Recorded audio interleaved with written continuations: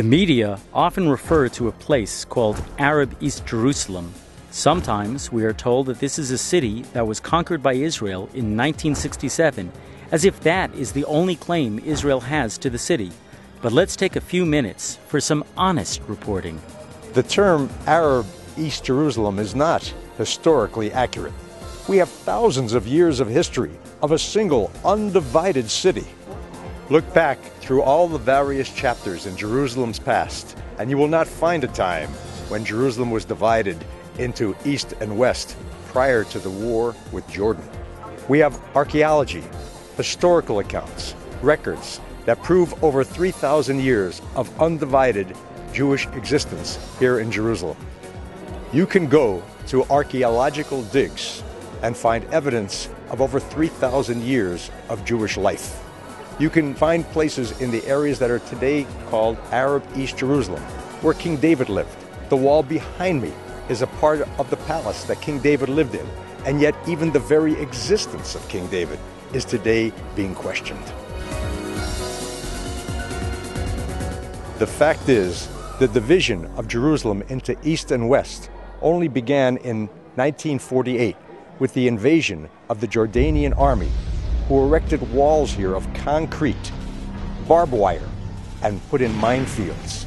This division only lasted 19 years. We have eyewitness testimony from those whose families lived for generations in what is called Arab East Jerusalem, and who were expelled from their homes by the Jordanian army. I was born in 1942 in Old Jerusalem. We were like 8 generations at that time. I live in the old city. I am 6th generation of Arav Eliezer Bergman, who came to this place on the year 1835.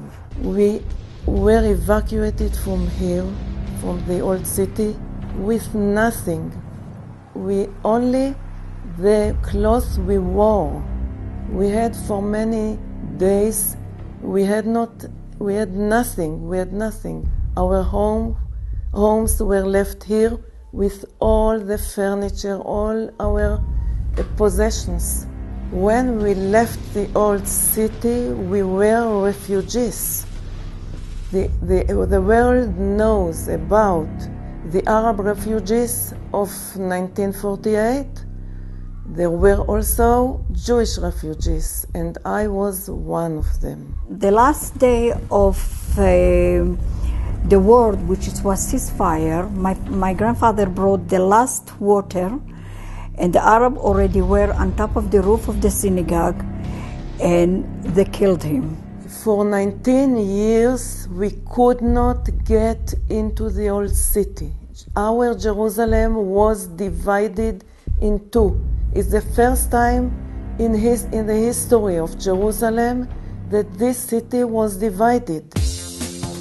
In 1967, the Jordanians fled, Jerusalem was reunited, and the walls torn down. Jews could once again return to their holiest places.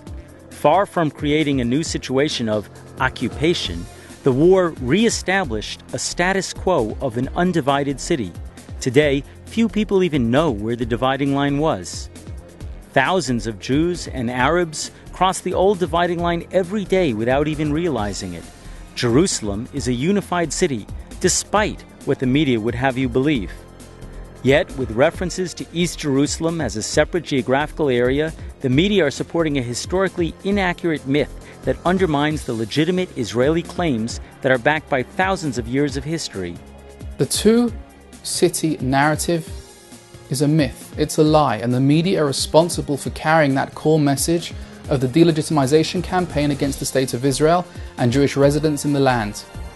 To refer to the city as if there are two distinct sides is wrong. What the media call Arab East Jerusalem is really where thousands of years of Jewish history took place. Don't let the media distort the real history of Jerusalem.